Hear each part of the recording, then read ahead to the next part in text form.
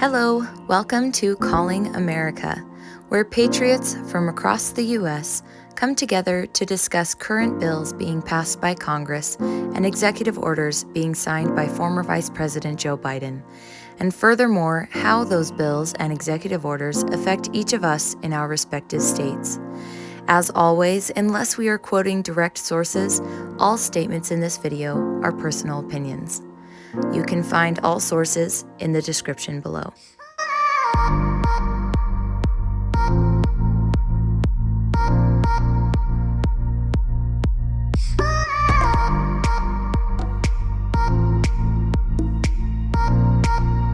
How would these vaccine passports be regulated?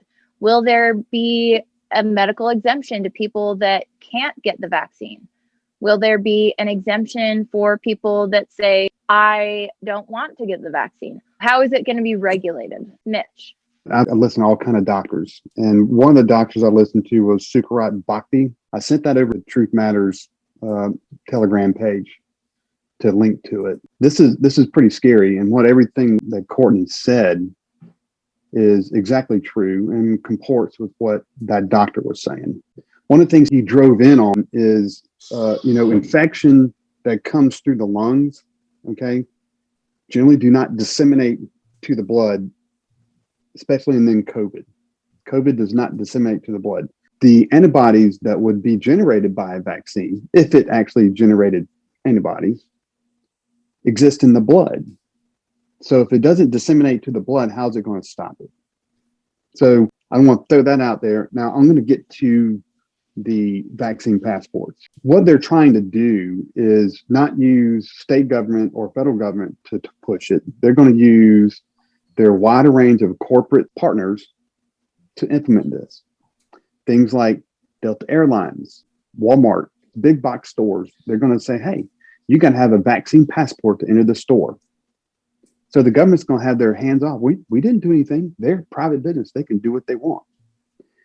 Now, the way to fight this is going to be through state government. Florida has already done this. Ron DeSantis has already signed into law that you cannot require vaccine passport to do any kind of, I don't really know the language, but it's probably going to be driven to like do any kind of business or move through the state. That would be actually, using any kind of public business.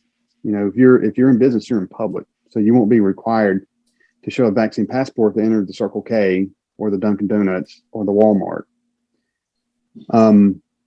Is that legal for the state to do that? Yes. Is it legal for a state or any businesses that hasn't been prohibited by states from doing that? Is that legal? It absolutely is. A business can say, hey, you can't come in here unless you show me proof that you have a vaccine passport, unless it's already been identified by the state as you can't do that. They can. I mean, they tell you no shirt, no shoes, no service. They can say no vaccine, no service. It's going to be up to the states and localities to push back on this. Otherwise, it may get spread too fast, too quickly, and won't be much you can do unless you can talk your legislation into fighting against it. It's plain and simple. And that's where they're going to use vaccine passports. There won't be a vaccine passport from the state. There'll be a vaccine passport if you want to go to a movie or go to dinner or stuff like that. Here in Las Vegas is going to be at the casinos for the most part. And they're already doing stuff like this. Clark County has said that they're not going to open back up to 100% capacity for any of our shows. That brings in a lot of the tourism for our county and our state until we are at 60% vaccinated status. And that's not including like the people who are already immune to it through natural means. They have to get the vaccine too. The state basically said they're not going to enforce it. They're going to rely on the corporations to enforce it. And like EDC and Burning Man were going to require some sort of proof of vaccination in order to go to those shows until EDC pushed it back and Burning Man went to online only. And that's one of the biggest things about Nevada right now is that they are going to rely on those corporations in order to do this, because like the casinos are the biggest employers in our state, and they will actually vaccinate you if you get hired there or you're working there. They'll actually vaccinate you on site. so you don't even have to pay for it. One of the other things that I was worried about for the most part is the health department here will make rules about, like they made rules about the mask mandate, and that's how they've been enforcing the mask mandate here, is by basically telling businesses you can only have this much if you don't have the mask mandate. And if you do, then you can have this much. And kind of that bureaucratic control of our lives that has really been seeping into everything. With our lifeblood being tourism, this is a great concern for Nevada, because this will just decimate our tourism industry. I see it. So first of all, my heart goes out to you guys in Nevada and Georgia and California, because it sounds like that some of the measures out there have been absolutely stringent.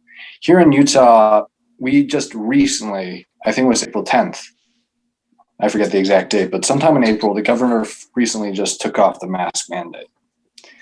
And I'm much like Danita. I'm very much more of a libertarian-minded individual, but at the same time, there are certain instances where the government needs to step in. The businesses are refusing service to people based solely upon one aspect or one thing. That goes against the Equal Rights Act.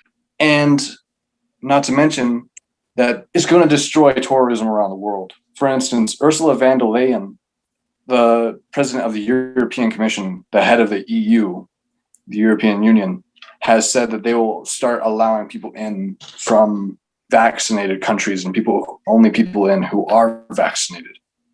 But right off the bat, there are millions of people who are questioning the validity of these vaccines, especially based on that New York Post story. I don't know if you guys have seen that, but it showed a picture of a man and blood clots in his legs and how bad they were. His legs were completely purple and just swollen.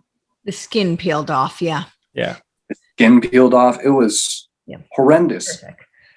And up to that point, for me personally, I was like, I think I'll get the vaccine. I mean, I may not like it, but when I saw that picture, I'm like, I'm not getting the vaccine. I agree with Courtenay.